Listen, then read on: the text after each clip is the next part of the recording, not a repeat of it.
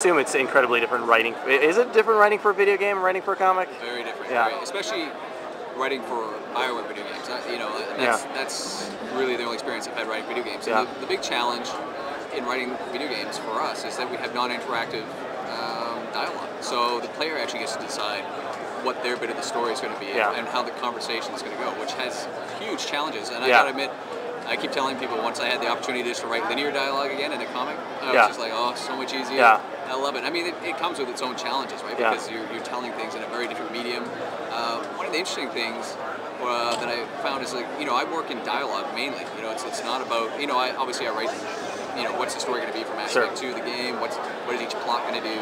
But really, when it comes down to what the player sees, it's dialogue.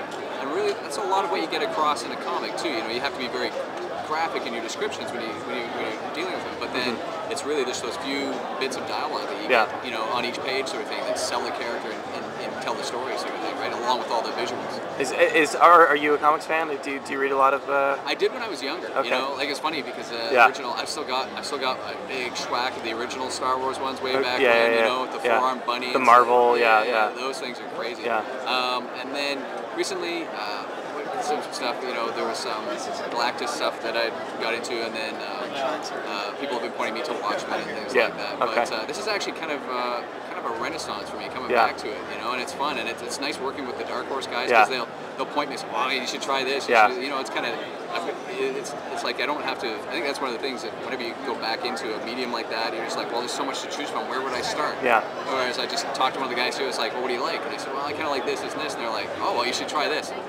Is it hard writing for comics, or at least helping to or at least sort of plotting them out, being somebody who doesn't read a lot of comics?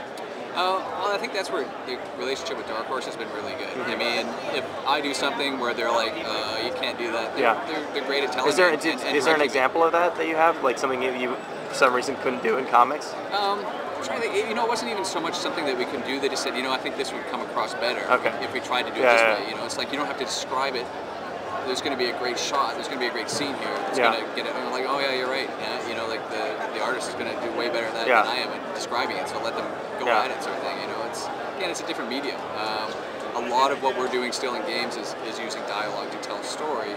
Whereas in this one, you've got just gorgeous graphics that they're doing it for you. So. Is it? Do you feel like somebody who isn't playing the game could pick up the book and enjoy it and read it? That's one of the things that I've been very careful with Dark Horse. Like, I'll ask the guys, there, I said, how do you feel? Like, is it standalone? Is it good standalone? Because it's very hard for me to objectively look at that. I'm so ingrained in the universe and in the game. For me, there's so many things I take for granted. So I am checking with them regularly. Does it feel like it'll stand alone?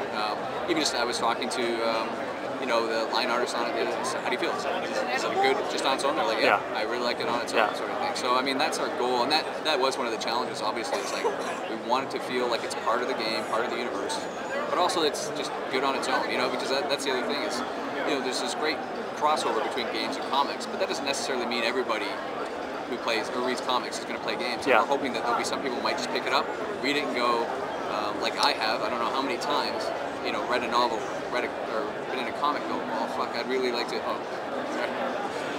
Yeah. I'd really love to get around get into that world and run around in it. Oh, I can in this one.